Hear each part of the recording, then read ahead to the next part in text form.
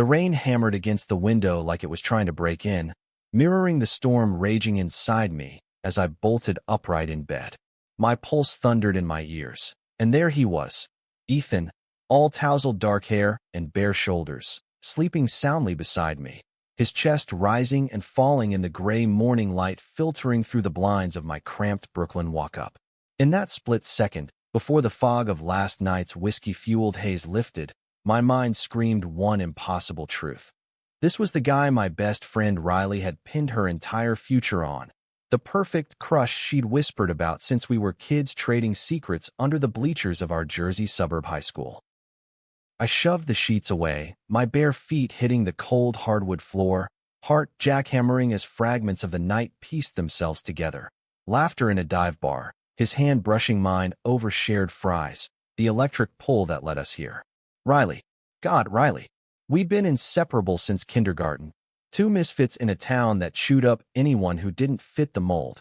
Her with her quiet defiance against her preacher father's sermons on sin. Me hiding my first crush on the soccer captain behind layers of sarcasm. She'd confessed her feelings for Ethan last summer at our 10-year reunion, eyes shining like he'd hung the moon, and I'd nodded along, burying my own flicker of envy because that's what best friends do. They swallow the sharp edges to keep the bond intact. But now he was here, in my bed, and the guilt crashed over me like a rogue wave, pulling me under. I grabbed my phone from the nightstand, thumb hovering over Riley's contact, Riri Bear, the ridiculous nickname from our sleepover days, before shoving it back down. What the hell was I supposed to say? Hey, remember that guy you think is your soulmate? Yeah, about that. No, I couldn't. Not yet. Not when the scent of his cologne still lingered on the pillows, mixing with the faint salt of our sweat-soaked recklessness. Ethan stirred then, murmuring something incoherent as his eyes fluttered open, those hazel depths locking onto mine with a sleepy smile that hit me like a gut punch. "Morning, Alex," he said, voice rough from sleep, reaching out like it was the most natural thing in the world. I froze, the weight of a decade's worth of unspoken loyalties pinning me in place. How had we gotten here?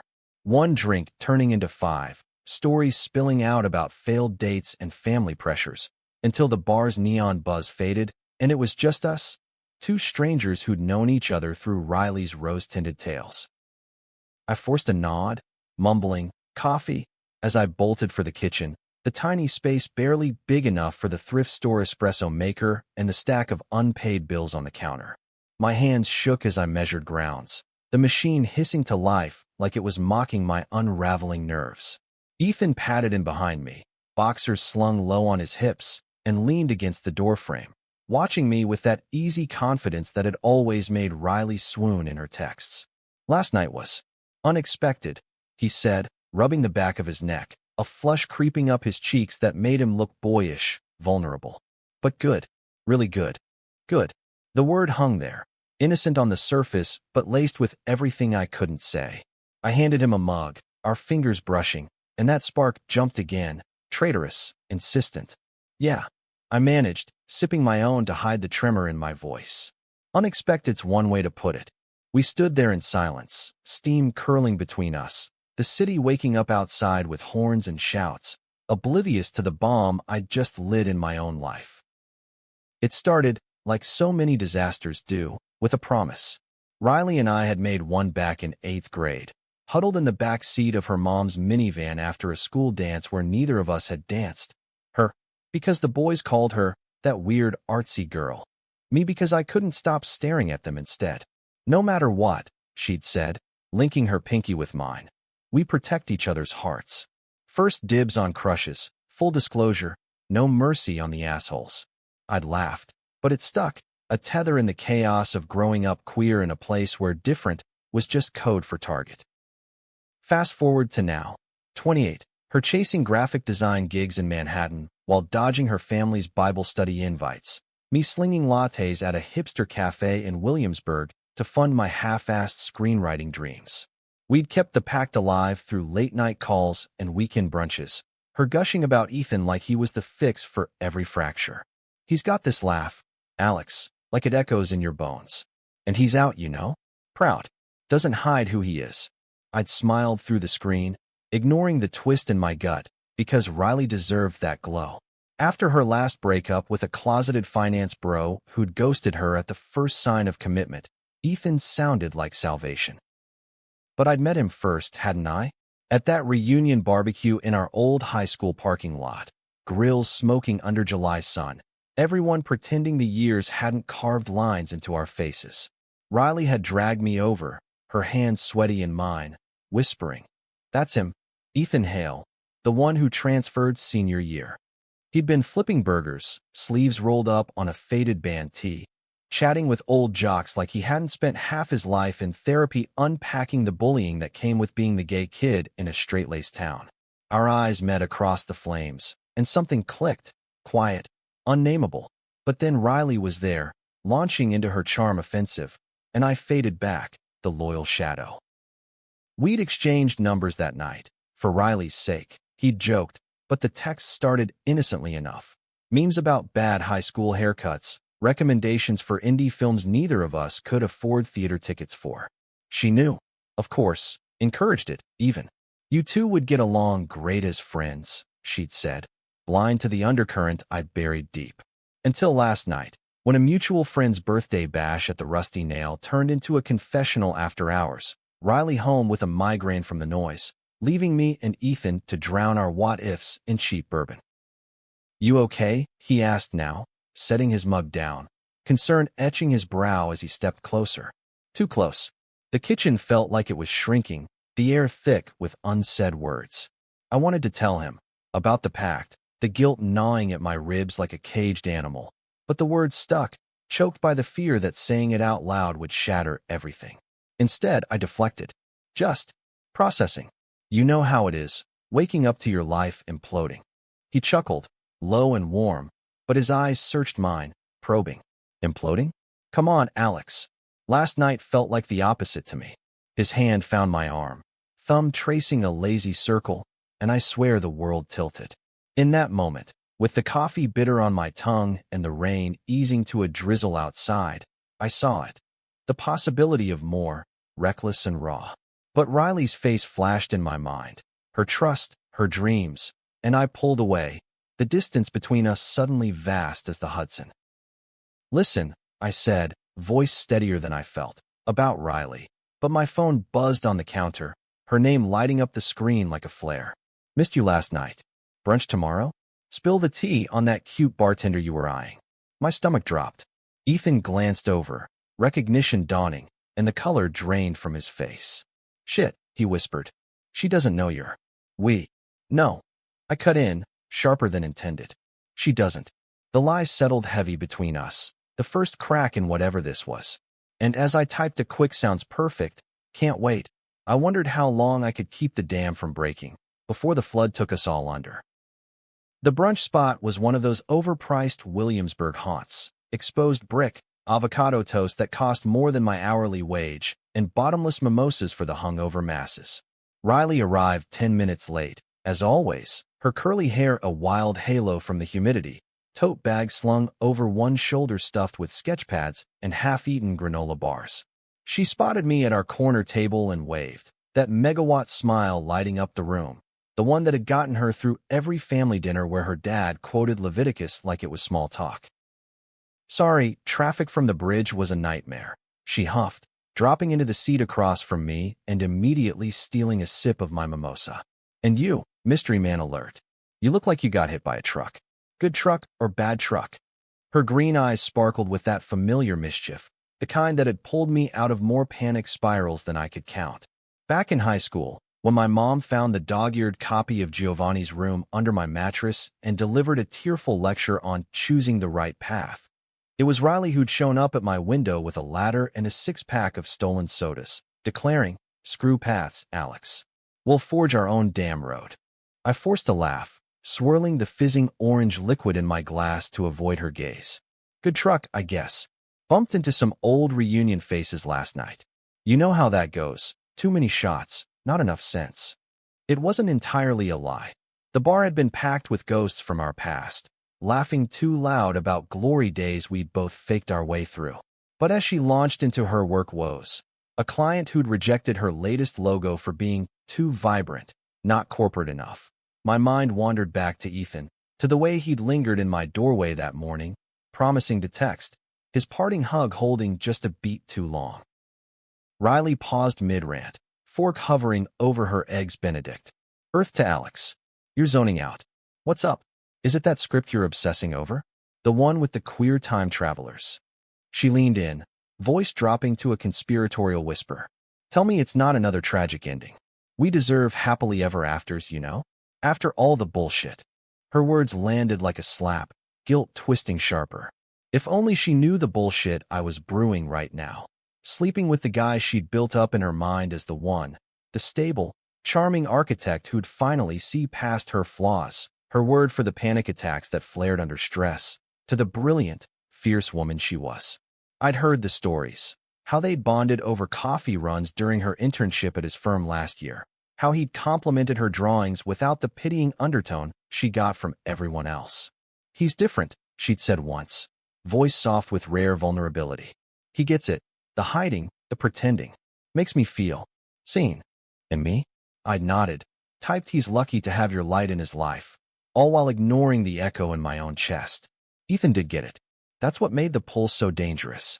In a city that celebrated rainbow flags one month and whispered about lifestyle choices the next, finding someone who mirrored your scars felt like striking gold. But gold came with chains, and mine were wrapped tight around Riley's heart. So, she said, popping a piece of hollandaise-drenched muffin into her mouth. Speaking of old flames, Ethan texted me this morning. Wants to grab drinks this week. Can you believe it? After months of radio silence. My fork clattered against the plate, the sound swallowed by the brunch chatter, but she noticed, brow furrowing. Whoa, you okay? You went white as a ghost. Yeah, fine. I lied, pulse roaring. Just excited for you. He's a catch. The words tasted like ash, but I pushed through, steering us to safer waters. Her latest tattoo idea, a phoenix rising from sheet music notes, symbolizing rebirth after her ex's betrayal. As she sketched it on a napkin, lines bold and unapologetic, I envied her clarity. Riley wore her queerness like armor now, after years of her father's church shunning her for dating a woman in college. Love is love, she'd declare, flipping off the memory. But love wasn't just a slogan. It was messy, territorial, the kind that clawed at your insides when it overlapped with loyalty. By the time we hugged goodbye on the sidewalk, her promising to send concept art for my scripts poster, the weight had settled deeper. My phone buzzed as I turned toward the subway. Ethan. Thinking about this morning. Dinner tonight? My place. No pressure. No pressure. Right. I typed back sure, hit send before I could overthink it, then deleted Riley's last text about the phoenix. For you too, Alex. Burn bright. If only burning didn't mean scorching the bridges behind me. That evening, as the sun dipped behind the brownstones, casting long shadows over Ethan's loft in Bushwick, an open-plan space cluttered with blueprints and half-built models, the air scented with sawdust and fresh paint. I told myself this was just dinner. Friends. Reconnaissance. But the way he greeted me at the door, apron dusted with flour from whatever pasta he'd thrown together, eyes crinkling at the corners, chipped away at the resolve I'd armored myself with all day. You made it, he said, pulling me into a quick hug that lingered, his stubble grazing my cheek. Thought you might bail after the coffee awkwardness. I shrugged it off, stepping inside, the space feeling both foreign and achingly familiar, like stepping into a dream you didn't know you were having. Floor-to-ceiling windows overlooked graffiti-tagged warehouses, the city pulse thrumming below, and on the coffee table sat a bottle of red. Our bar conversations echo, when he'd admitted his family back in Ohio still sent passive-aggressive Christmas cards about finding a nice girl. We ate cross-legged on the rug, plates balanced on knees, trading stories that skirted the edges of truth. He talked about his latest project, a community center for LGBTQ youth in the Bronx, funded by a grant he'd hustled for months. It's not just bricks, he said, gesturing with his fork. It's a place where kids like we were can breathe without apology. His passion lit him up, words tumbling out earnest and unfiltered, and I found myself leaning in, sharing bits of my script. Two friends navigating a world that demanded they choose between love and survival. That's us, he murmured at one point, refilling our glasses, the wine warming the spaces between words. The survivors. The air thickened then, charged like the moment before a storm breaks, and when our knees brushed, neither pulled away.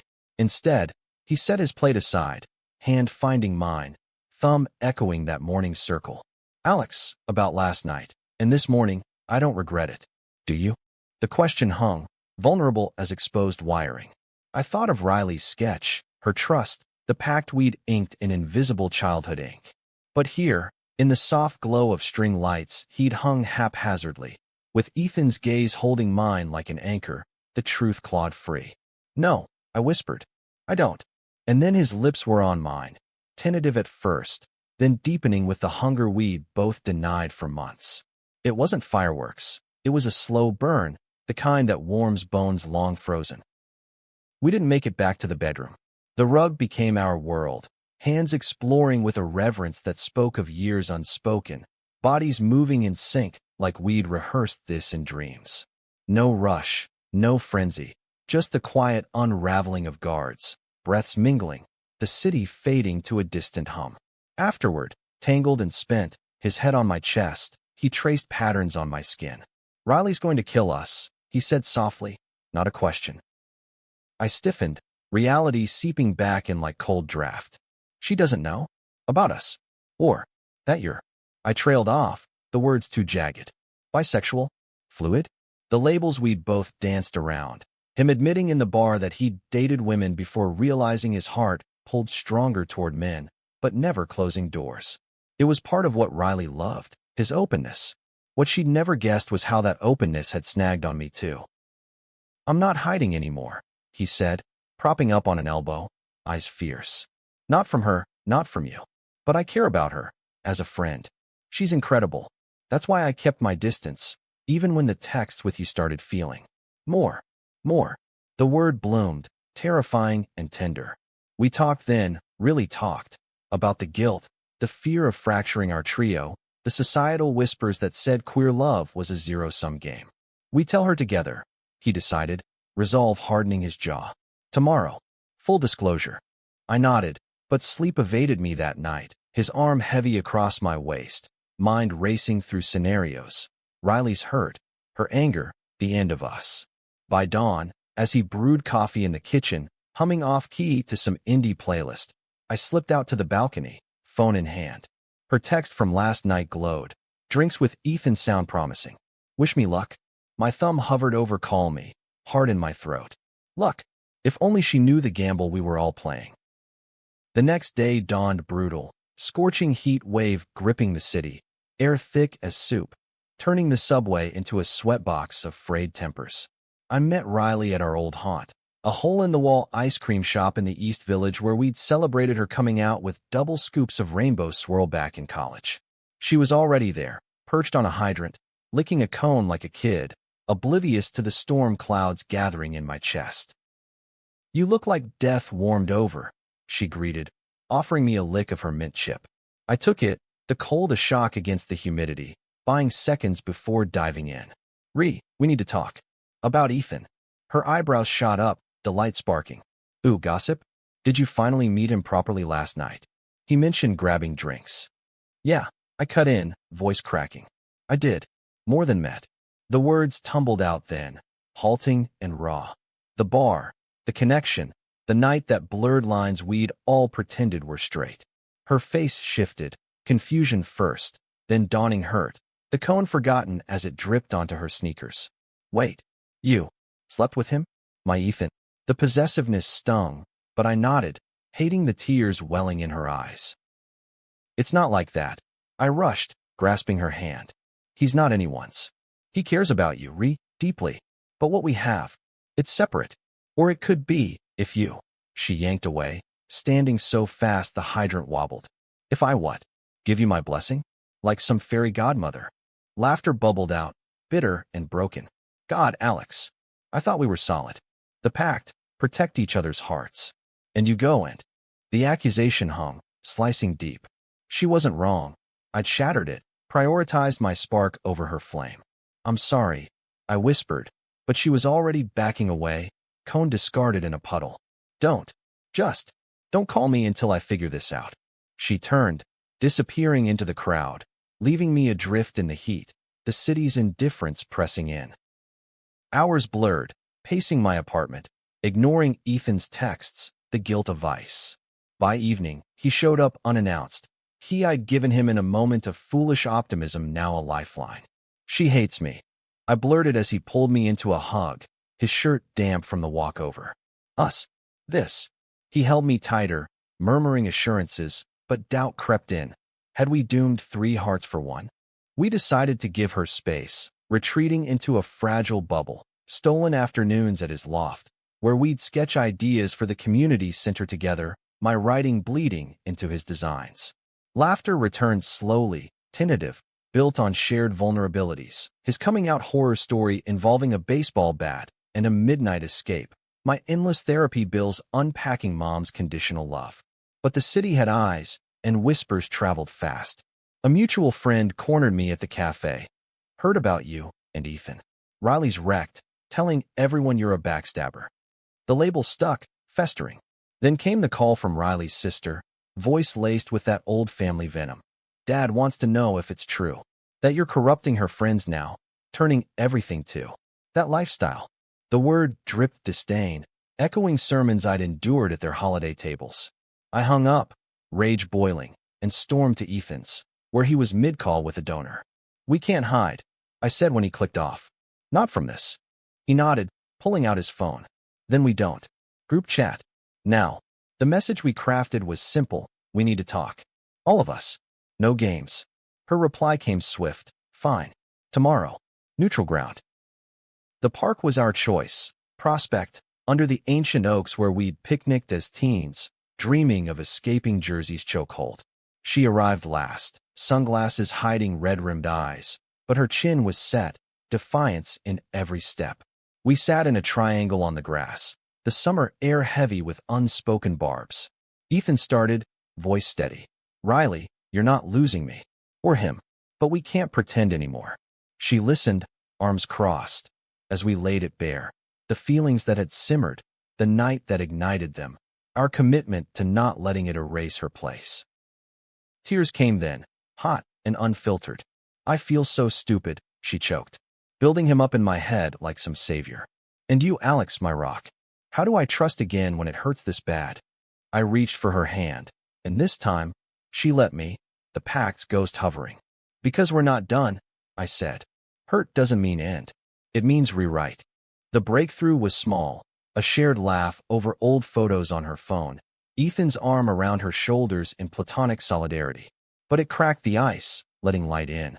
Weeks turned to months, therapy sessions for all 3. Joint ones where we unpacked the myths of scarcity and queer love, the societal scripts that pitted us against each other. Riley started dating again, a non-binary artist with a wicked sense of humor, their connection blooming without the weight of perfection. For Ethan and me, it deepened, not in grand gestures, but quiet ones. Him reading my script drafts aloud in bed, me surprising him with blueprints for a tiny home office in my walk-up. Twists came, of course, his family's surprise visit, forcing a tense dinner where old prejudices surfaced, only for Riley to show up as backup, her presence a shield. Love isn't a threat, she told his mom, voice unyielding. It's the revolution. And the biggest twist? Riley's forgiveness wasn't linear. It came with boundaries, a new pact forged in fire. Total transparency, no sacred cows. One night, over takeout in the park, she raised her glass. To us, messy, real, unbreakable. Ethan clinked his against hers, then mine, his free hand finding my knee under the table. The city sprawled around us, alive with possibility, and for the first time, I believed it. We could have it all, not despite the cracks, but because of them. But peace is fleeting in stories like ours. As fall leaves turned prospect gold, a shadow loomed. Ethan's grant for the center fell through, donors balking at the controversial focus on trans youth amid rising national tensions. They called it a risk. He spat one night, pacing the loft, fists clenched. Like saving lives is optional. Rage simmered, but we channeled it. Me pitching a crowdfunding script, Riley designing viral graphics that pulled in thousands overnight. The win was Pyrrhic, but it bonded us tighter, proof that our triangle wasn't fragile, it was fortified. Then came my curveball, a screenwriting fellowship in LA, 6 months, all expenses paid. The offer landed via email during a rare, quiet morning, Ethan's head in my lap as I scrolled. Holy shit, I breathed, and his eyes lit with pride. But Riley's reaction, over video call, was a gut punch. You're leaving? Now, fear flickered, abandonment echoes from her past. But we talked it through, her admitting the terror of losing our rhythm. Promise you'll come back, she said, half joking, or I'll hunt you down with bad art.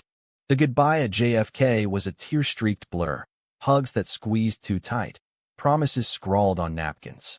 California was a whirlwind, palm-lined workshops, mentors who saw the queer heart in my pages, but nights alone in a sterile apartment, video calls with Ethan turning intimate despite the distance, his voice a tether. Riley's texts kept the humor alive. LA turning you into a smoothie-obsessed bro? Send pics, or it didn't happen. Midway through, crisis hit back east. Ethan's mom, hospitalized after a fall, her Parkinson's advancing faster than expected. He flew out without hesitation, and in the chaos of hospital waits and sibling squabbles, old wounds reopened. Her whispered apologies for the years of silence on his coming out, his guarded forgiveness. I want to believe her, he confessed on a crackly call from her bedside. But what if it's too late? I booked the next flight, landing in time for a family dinner that teetered on knives' edges. Me, the city friend, navigating their Midwestern politeness laced with questions about your situation. Riley arrived like cavalry, sketchpad in hand, distracting with designs for a family crest that wove their histories without erasure. We're all scarred, she told Ethan's sister later, over coffee. Doesn't make us less whole. The turning point came in the hospital garden, Ethan's mom gripping his hand, tears carving tracks. I was scared, son, of losing you to a world that fights so hard. He broke then, sobs muffled against her shoulder, and we held space, me squeezing his free hand, Riley snapping a quiet photo for the memory jar we'd started. Healing rippled out. Back in Brooklyn, with the fellowship wrapping, I pitched my script to a producer who'd caught my reading. Echoes, about 3 friends rewriting their bonds amid prejudice's storm. Greenlit, with callbacks to our real mess woven in. Riley landed a book deal for her graphic novel, Pacts and Fractures, our story stylized, proceeds funding the center's expansion. The premiere was magic, a rooftop theater in Tribeca, stars winking above as credits rolled, our trio in the front row, Ethan's arm around me, Riley's head on his other shoulder. Applause thundered, but the real thunder was later, in a quiet bar, toasting not just success, but survival. To the rewrite, Ethan said, clinking glasses. Riley grinned, fierce as ever. And the hearts we protected, by breaking them open. As winter blanketed the city in snow, we stood on the Brooklyn Bridge, breaths fogging the air, hands linked in a chain against the wind. No more hiding, no more zero-sums. Just us, flawed, fierce, forever entangled. The man who'd shared my bed that fateful morning wasn't a thief. He was the bridge, spanning the gaps we'd feared unbridgeable. And in his eyes, Riley's laugh echoing beside us, I saw our future, not perfect, but profoundly ours. The first snow of the season dusted the bridge like powdered sugar, turning the Manhattan skyline into a hazy dreamscape as we trudged home from the premiere after-party. Ethan's laughter cut through the chill, recounting how the producer had cornered him about adapting the friend dynamic into a spin-off, while Riley fake-groaned about typecasting. My cheeks ached from smiling, the weight of the night, our night, settling like a warm blanket. But beneath it, a quiet undercurrent tugged. Success was sweet, but it amplified the stakes.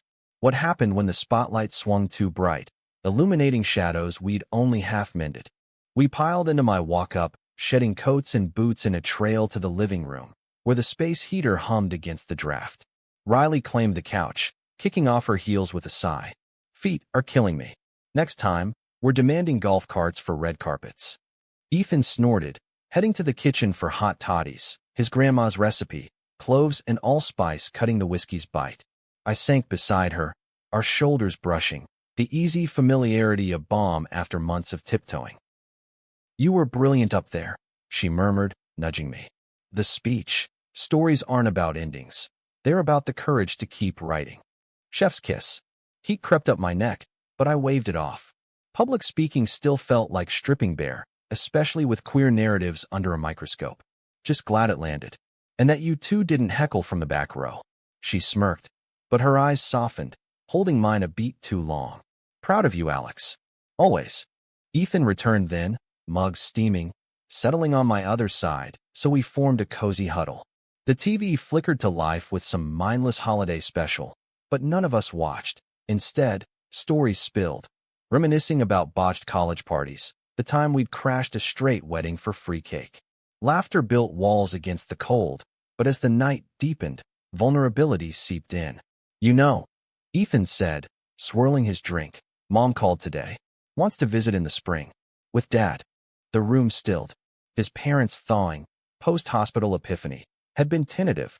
Emails with attached articles on understanding modern families, a care package of his favorite jerky. But a visit? That was uncharted, fraught with the ghosts of Ohio Thanksgivings where don't ask, don't tell, was the unspoken rule. Riley set her mug down, practical as ever. Boundaries, F. We host, we set the tone. No sermons, no side-eye. And if it gets weird, code word, turkey.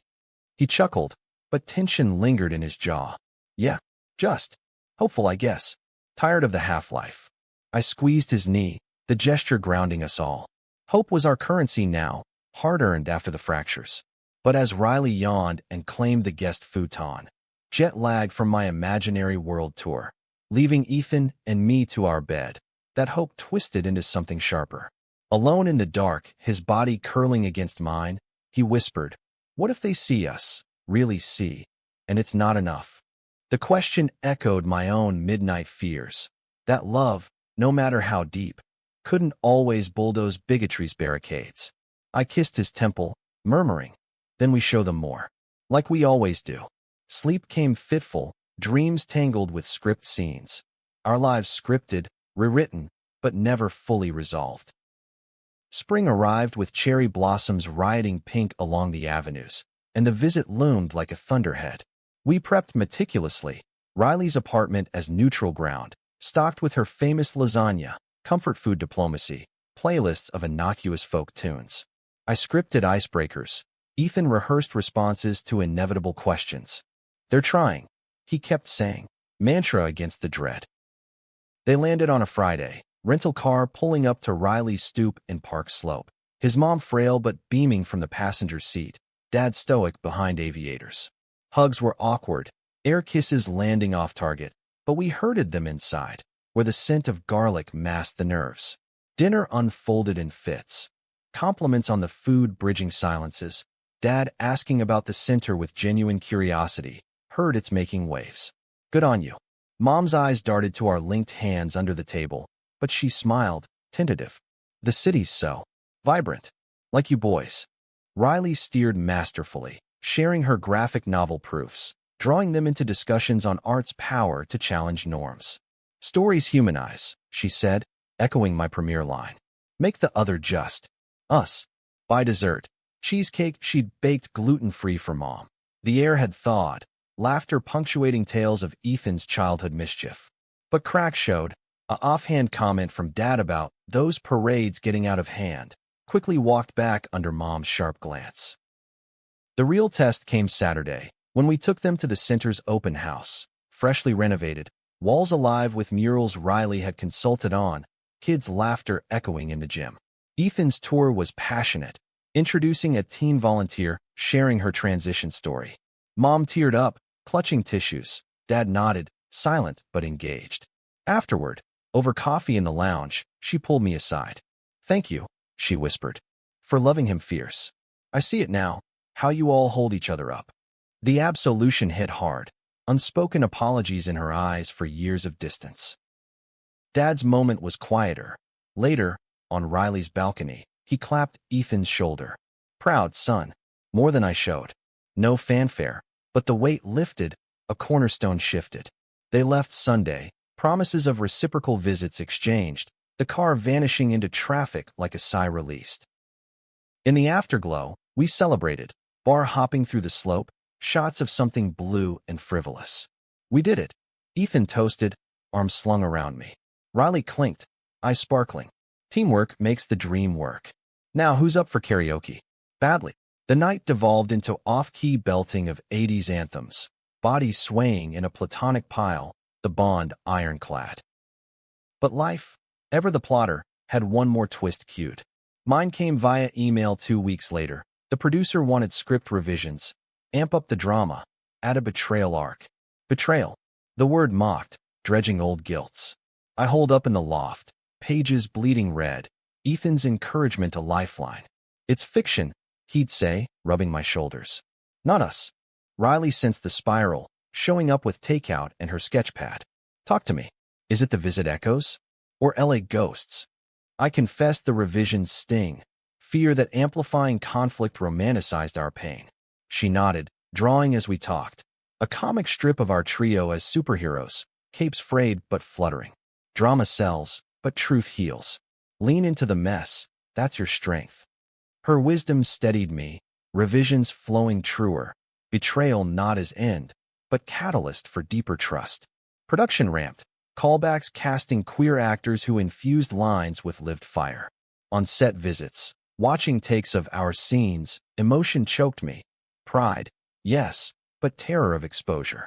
What if the world saw too much, judged the vulnerabilities we bared?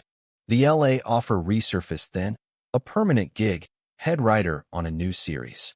Tempting, with salary bumps and sun, but roots pulled. Ethan's center thriving, Riley's book tour launching.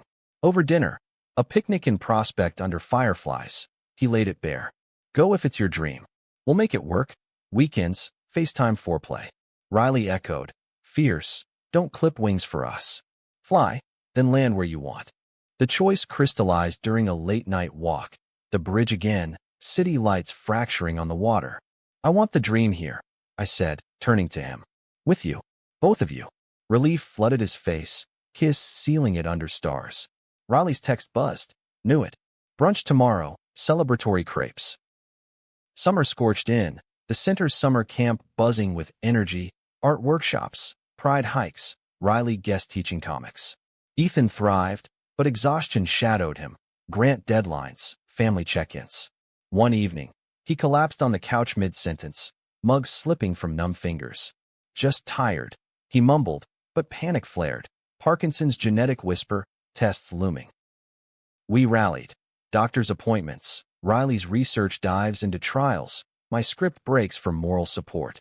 Diagnosis came gentle, early, manageable, no inheritance confirmed. It's a bump, the doc said. Not the road. But fear lingered, intimacy shifting to caretaking's rhythm. Nights, I'd hold him as tremors eased, whispering stories of warriors who'd danced with worse. Riley's book dropped then, launch party a whirlwind, bookstore packed, readings drawing tears. Her dedication, to the pacts that bend but never break. Alex, Ethan, my anchors. Signings stretched late, fans sharing stories that mirrored ours. One lingered, a young woman, voice trembling. Your art gave me words for my family's rejection. Thank you. Riley hugged her, eyes meeting mine across the room. Silent we did this. Fall brought harvest, my series pilot greenlit, filming local. Ethan's center won a national award, gala where we three suited up, his speech a masterclass in resilience. This space isn't mine. It's ours, built on loves that refuse to dim. Backstage, Riley quipped, Oscar next. But pride swelled, our circle complete. Winter circled back, holidays hybrid. Ohio for Ethan's clan, then Jersey for Riley's uneasy truce with her dad. A dinner where he passed the potatoes without comment on her date, progress in portions. New Year's on the bridge, confetti cannons popping, we linked arms. To bends, not breaks, Riley toasted. Ethan pulled me close. And dreams we chased together. The year closed as it began. Rain-soft morning in bed, Ethan's arm my anchor. No implosions, just expansions, hearts woven tighter. Our story, far from over, just entering its boldest chapter. As the confetti settled and resolutions hung in the air like smoke from firecrackers, I found myself staring at the ceiling of the loft, Ethan's steady breathing a counterpoint to the distant cheers echoing up from the streets below. The new year promised reinvention, but old habits die hard. Mine, specifically, the gnawing impulse to overplan, to script every potential plot twist before it could blindside us. With the series pilot looming, auditions ramping, and Ethan's center-eyeing expansion into counseling services, our rhythm felt like a high-wire act, exhilarating, but one gust away from freefall. Riley called it first, over our ritual post-holiday coffee run, her treat, loaded with peppermint mochas that left us buzzing. "You're spiraling, Alex. I see it in the way you stir your drink like it's a cauldron." She wasn't wrong. The foam swirled into eddies mirroring my thoughts, fears of burnout, of the industry's queer-baiting pitfalls, of Ethan's health checkups becoming routine instead of rare. "Just, everything's peaking," I admitted, watching steam curl from my cup. "Feels too good, like the universe is cueing a gut punch." She leaned across the cafe table, her new buzz cut catching the light, a bold chop post-book tour, symbolizing shedding old skins. "Then punch back. Write the gut punch into your pilot. Make it fuel, not fear." Classic Riley, alchemize the ache. We brainstormed there, napkins doodled with scene beats, a character confronting industry homophobia, turning rejection into raw monologue. By the time we hugged goodbye, her off to a gallery opening, me to script revisions, the knot in my chest had loosened. Friends like her weren't just lifelines, they were co-authors.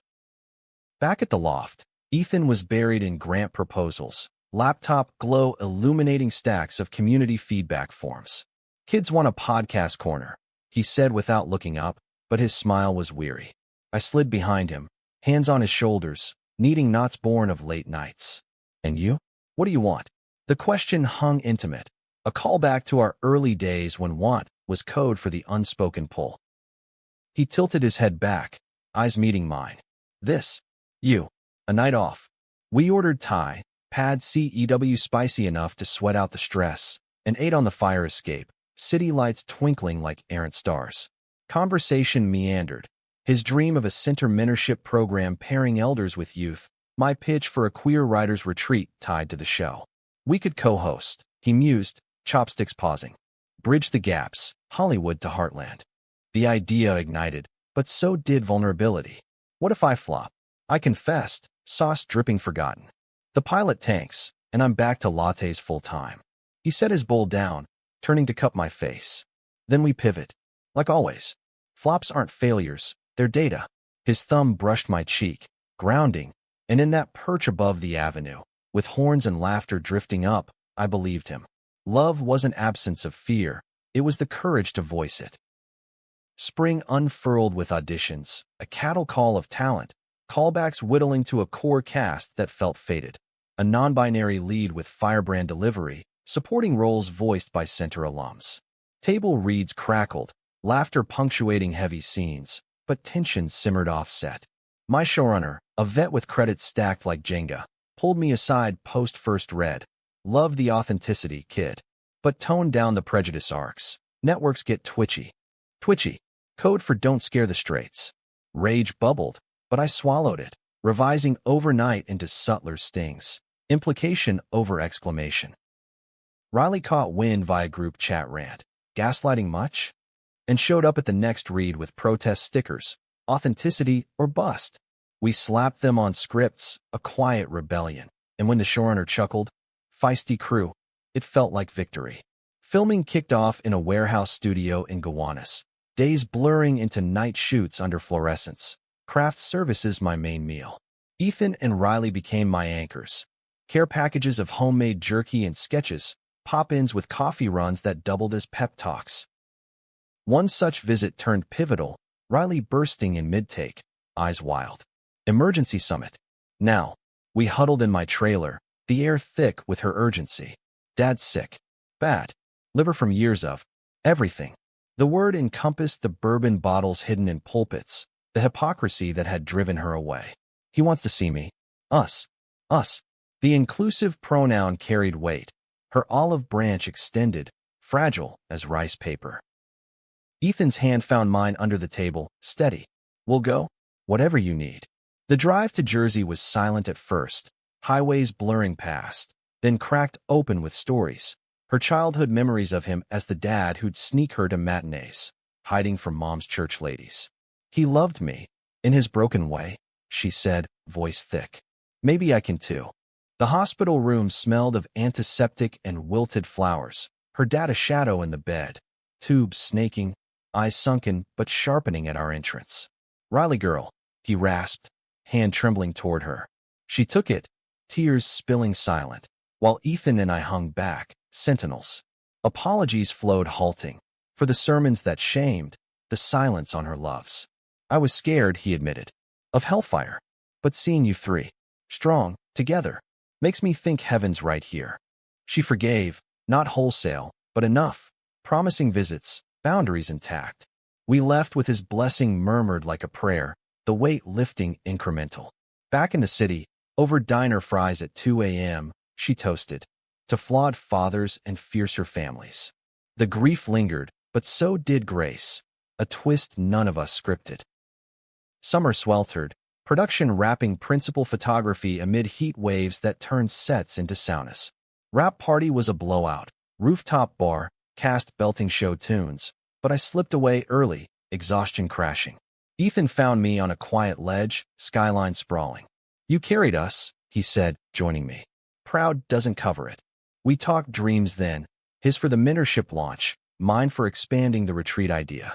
Partner up, he proposed. Hale and Heart Productions. Queer stories, unfiltered. The name stuck, a seed planted. But seeds need water, and conflict brewed. Network notes demanding a redemptive villain arc, softening a bigot's turnaround for balance.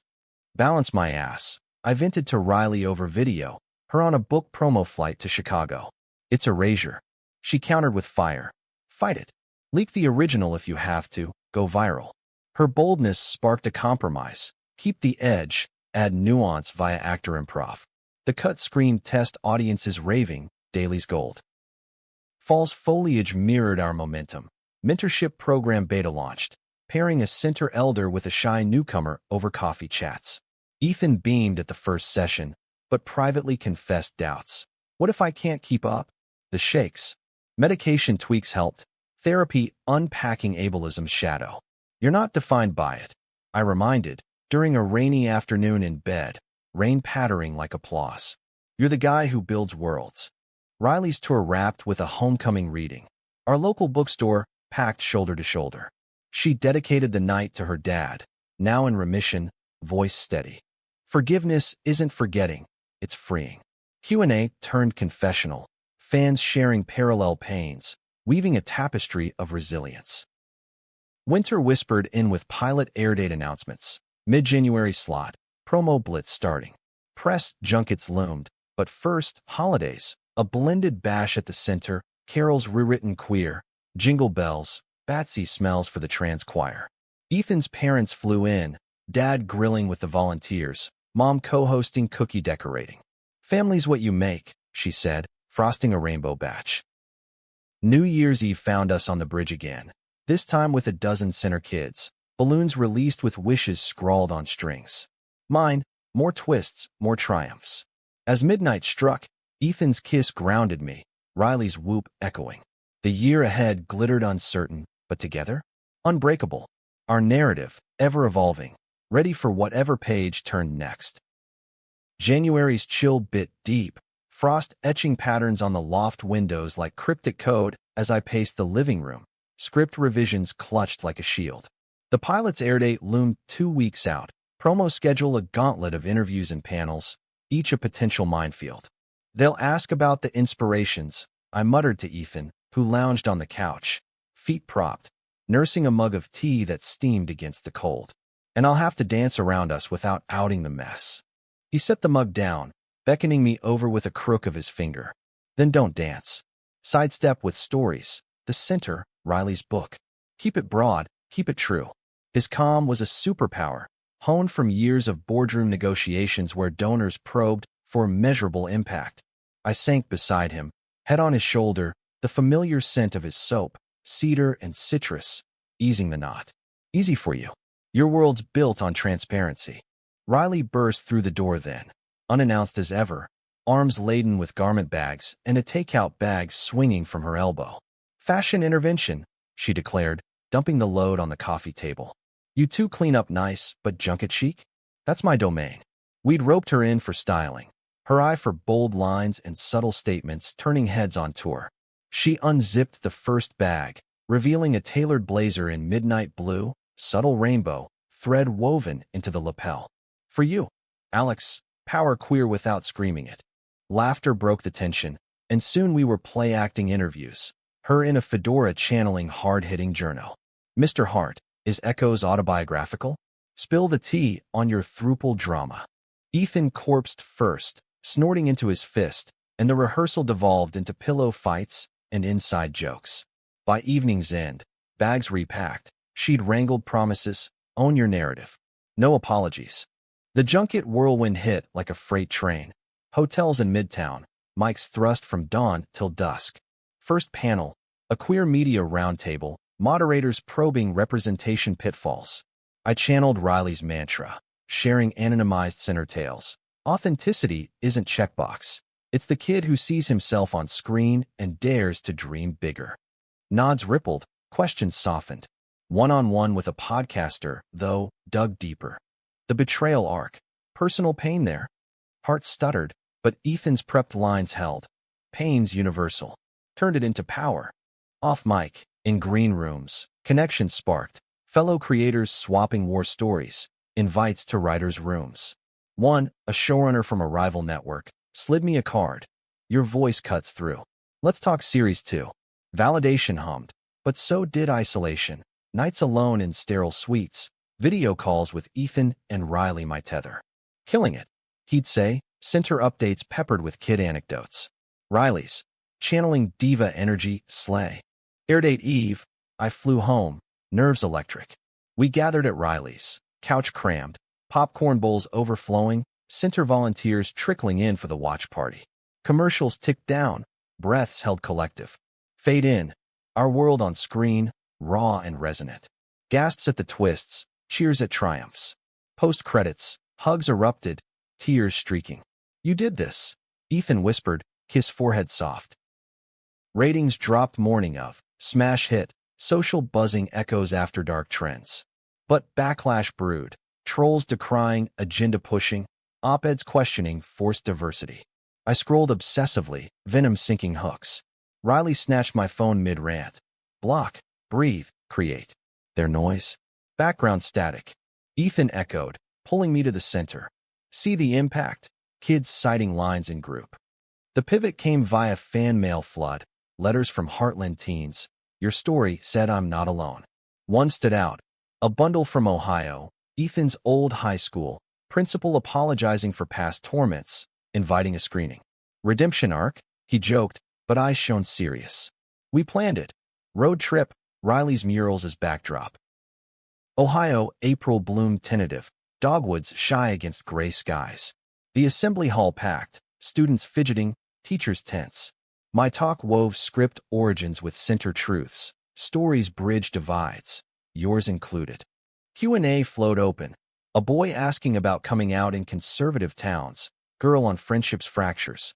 Ethan's add-on, build your centers wherever you are. Applause thundered, principal's handshake firm. Changed us. Drive home was cathartic, karaoke detours, diner pie at midnight. Full circle, Riley mused, window down, wind whipping. Back in Brooklyn, momentum surged, Echoes Impact campaign, user stories amplifying. My inbox overflowed.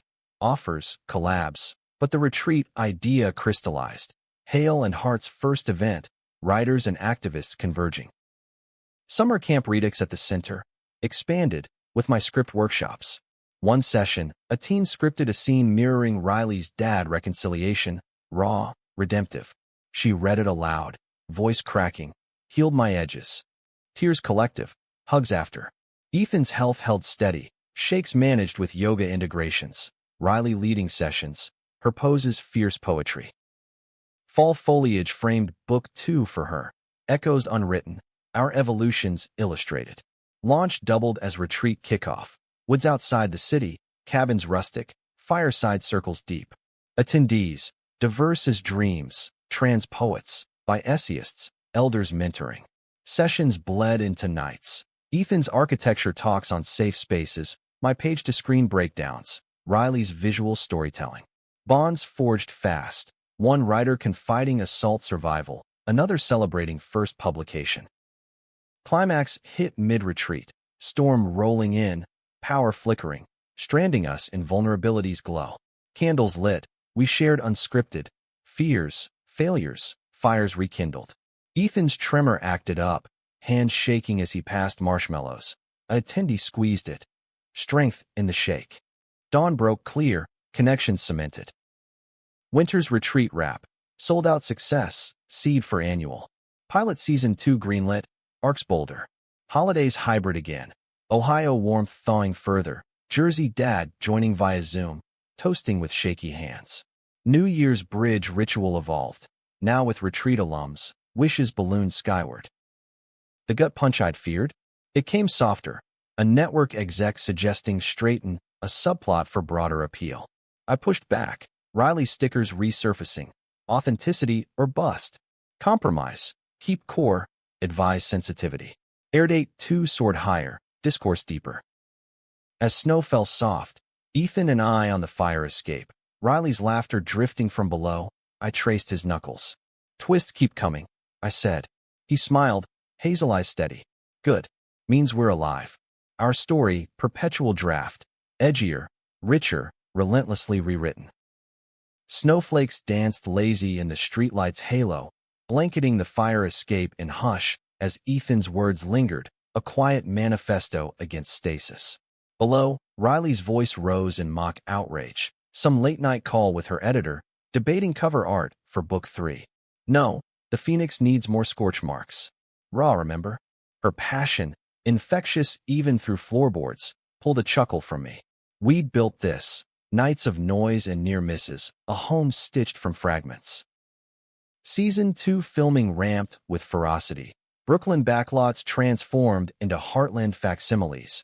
Actors delving deeper into arcs we'd layered with real scars. My trailer became war room. Notes scribbled on walls, coffee fore-dripped. Ethan popped in between center shifts, blueprints underarm for the retreat's Phase 2. Eco cabins, accessibility forward. Your show's villains need better layers, he'd tease, sketching caricatures that ended up storyboarding a dream sequence. One such visit collided with chaos. Director yelling, "Cut!" as rain machines malfunctioned, soaking the set in unscripted deluge. Ethan, unfazed, tossed towels from the door, his laugh booming over the grumbles. Method acting, wet and wild. Cast adored him, dubbing him the morale medic. But privately, he confessed the pull. Love seeing your world, but mine's calling. Expansion grants teetering. The grant fight became our shared siege. Donor dinners where suits probed ROI on emotional returns. Riley crashing one in sequins and stats. Every dollar saves a life. Here's the data. Her pitch deck, visuals popping, sealed it. Funding locked, groundbreaking set for spring.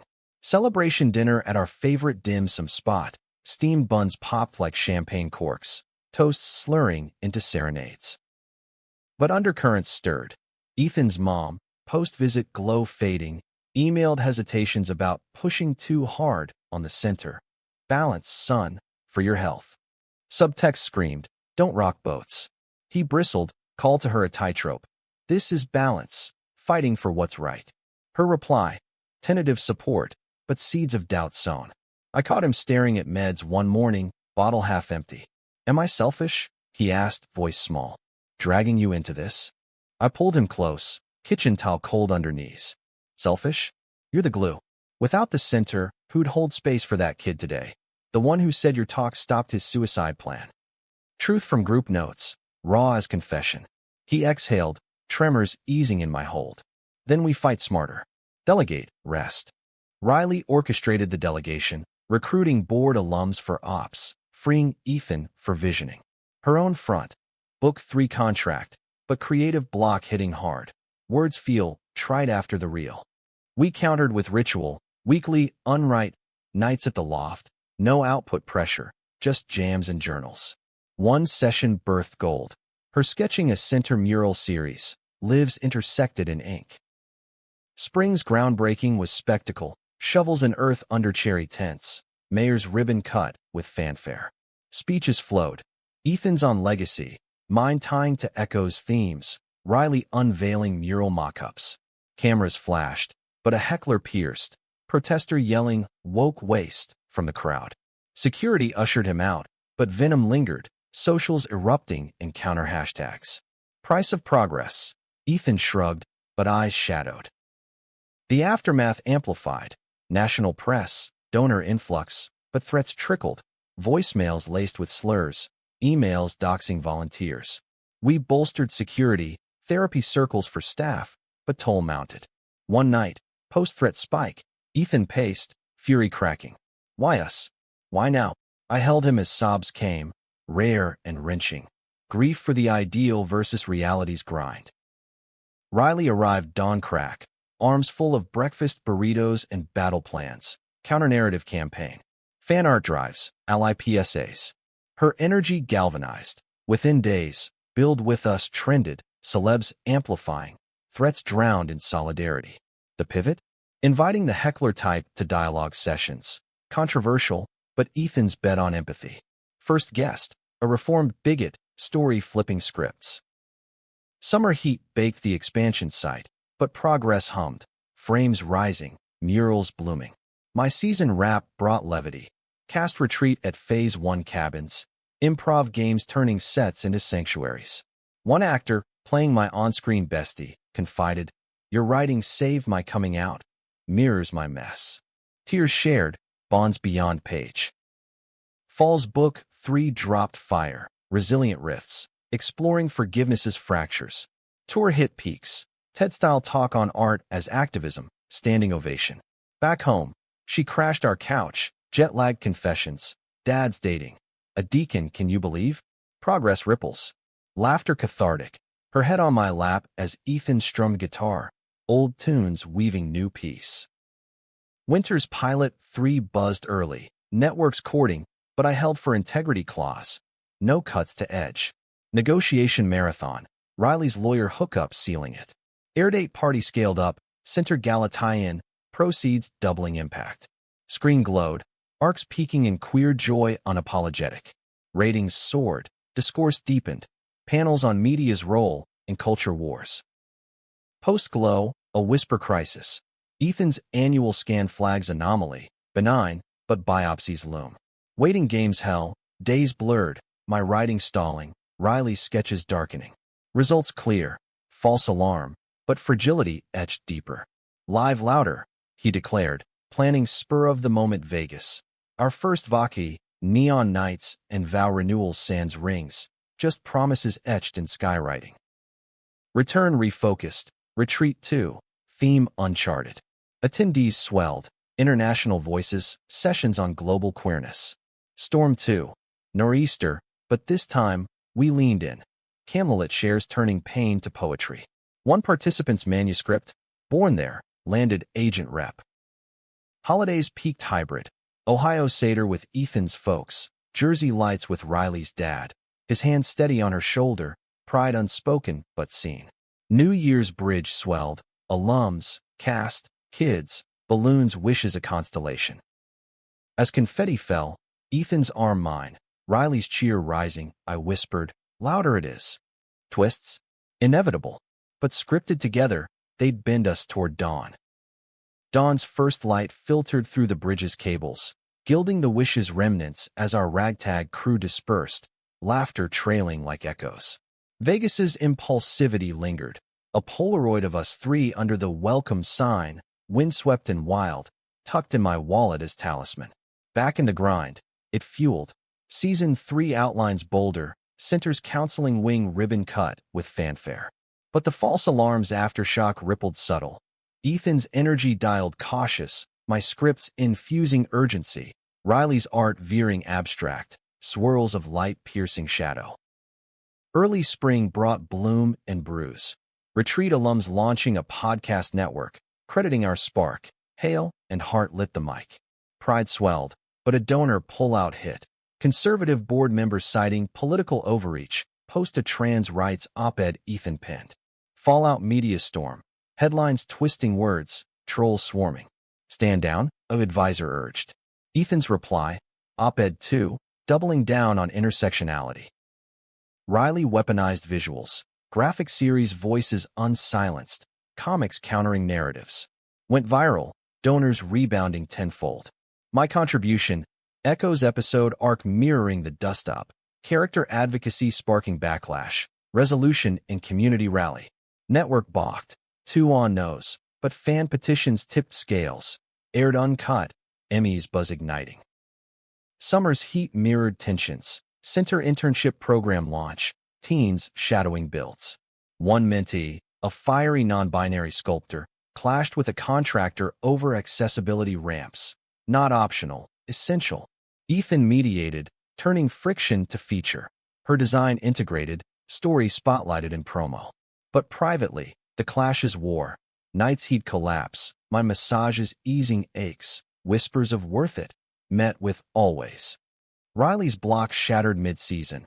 Inspired by the mentee, a graphic novel Cytoquel, Forge and Fracture, teen perspectives on allyship. Collaborated with the kid, pages pulsing authentic. BookCon panel drew crowds. Her reading a mic drop. Allies aren't saviors, they're co-conspirators. Fall's Emmy noms landed like lightning. Echoes up for writing, ensemble. Campaign trail absurd. Fittings, speeches, schmoozes. Red carpet with Ethan and Riley. Me in her blue blazer, them dapper in coordinated chaos. Wins, writing trophy clutched, speech shout out. To the co-conspirators, my loves, my anchors. Roars, but backstage, tears, overwhelm crashing. After-party blur, toasts, dances, a producer cornering for spin-off. Dawn cabs home, Ethan's head on my shoulder, Riley snoring opposite. We made it, he murmured. She stirred. Round 1. Winter's awards glow faded into routine, but a curveball curved hard. Riley's dad relapse. Aggressive, prognosis guarded. She armored up, but cracks showed. Canceled signings, sketches abandoned. We tag-teamed. Ethan cooking her faves, me marathoning comfort shows. Hospital vigils. Her holding his hand. Us flanking, stories shared to fill Beep's silence. Regret nothing, he rasped once, eyes on her. You taught me love's louder than doctrine. Hospice transition came swift, his passing a quiet exhale. Surrounded, songs hummed soft. Funeral blended. Church hymns yielding to her playlist, eulogy hers. He bent toward light at the end. That's legacy. Grief's wave-crested raw. Nights she'd crash at ours, sobs muffled in pillows. We held space. No fixes, just presence. Memorial mural at the center. Her design, his silhouette in stained glass. Light refracting rainbows. Spring's thaw mirrored mending. Petals defiant. Her returning to page with light's last bend. Dad's redemption arc therapy group for us 3. Grief's tendrils untangled. Laughter creeping back. Retreat 3. Morning to morning. Sessions on loss's alchemy. Attendees shares cathartic. Hers closing night. He wasn't perfect, but he tried. That's my ink now. Ethan's health check golden. Scans clear. Energy surging. Center's podcast corner launched. Episodes featuring alums' voices. 1. Riley interviewing the mentee. Synergy's sparking collab album. Spoken word over beats. Fall's Book 4. Bend the Light. Tour Global. London panels on transatlantic activism. Jetlag calls home. Missed the chaos. Holiday hybrid peaked. Ohio Seder with Ethan's folks co-hosting Center Toy Drive. Jersey gravesite visit. Flowers placed. Stories told to wind. New Year's Bridge ritual record crowd. Alums. Cast. Mints. Balloons wishes a sky mural. Midnight kiss with Ethan. Riley's arm linked. To bends that break us open. The year etched deeper. Losses carved space for light. Twists. Sharper, but our weave.